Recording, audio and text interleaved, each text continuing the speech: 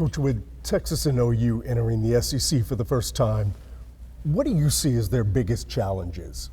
I think the biggest challenge for them is going to be the level of consistency you have to play with in the SEC, because the depth of the league, the quality of the league, you have more difficult games.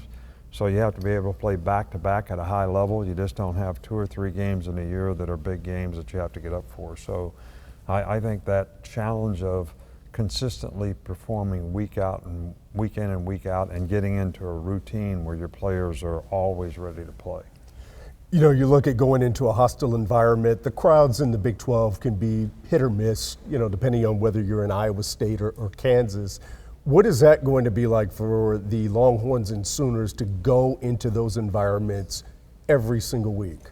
Well, I don't think there's anything like it. I mean, the passion in the SEC is second to none. I mean, I coached in the NFL for 8 years, and there were some tough places to play, but nothing like when you go to LSU, nothing like when you go to Tennessee, nothing like when you go to A&M and play. You get over 100,000 people. Alabama's a tough place to play too. So, but I think having a little more maturity on your team, especially at the quarterback position, certainly helps you manage your way through, you know, that kind of environment. You know, Texas obviously has very big aspirations for this year. How much does that early game against Michigan, how much do you see that helping them adjust to the physicality of the SEC?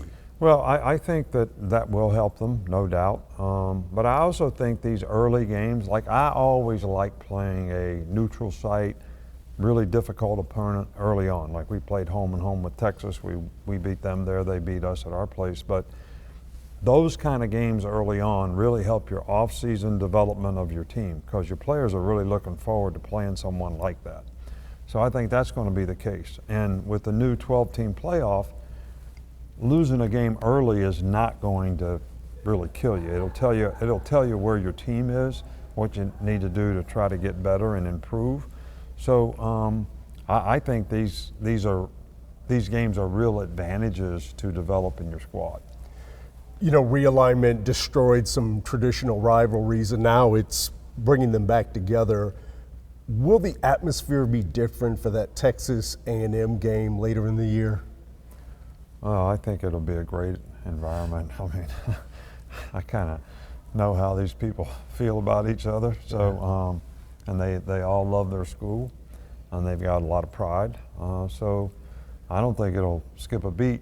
And you know, you're going to lose some rivalry games, and you're going to gain some. So, but I think we have to be adaptable in terms of how we move forward in the future of college football relative to new set of circumstances that we're going to be dealing with in the future.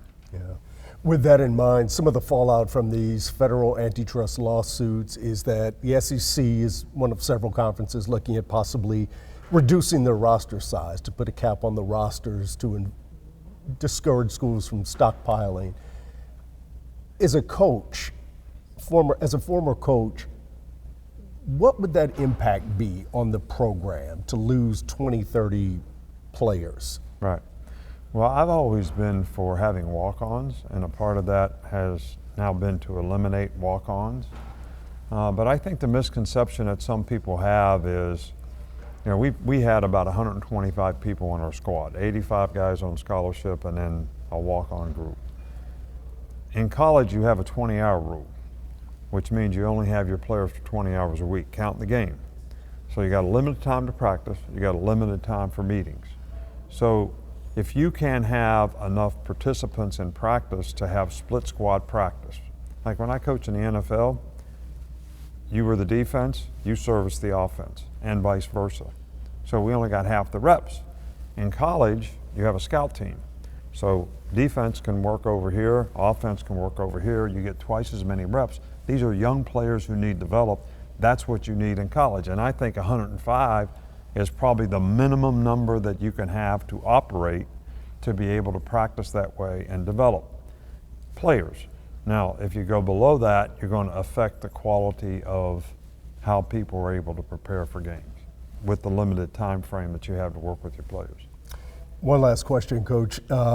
You know, with the recent ruling by the judge allowing the case to go forward in terms of quantifying student athletes as employees of the university.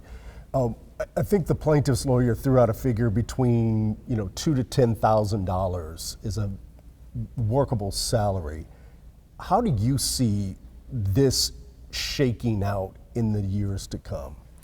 Well, first of all, I think the players deserve a very good quality of life. So there should be some sharing of, I'm going to call it revenue. I'm not really talking about revenue sharing with players.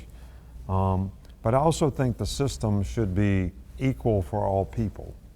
In other words, you should know when you're playing against somebody that they're playing under the same set of rules as you are, which we don't really have that in college football right now. And the second thing is we got to have a system that allows people to continue to put the emphasis on getting an education and preparing themselves for when they can't play football. Because I've been involved in this game for many years. And back in the day, you didn't have any progress toward the degree rules. You didn't have very high graduation rate. Had a lot of people failing and a lot of people not having success in the future when they couldn't play. And we worked really, really hard for the last 25 years to get graduation rates up. 668 degrees at Alabama since I've been there in 17 years.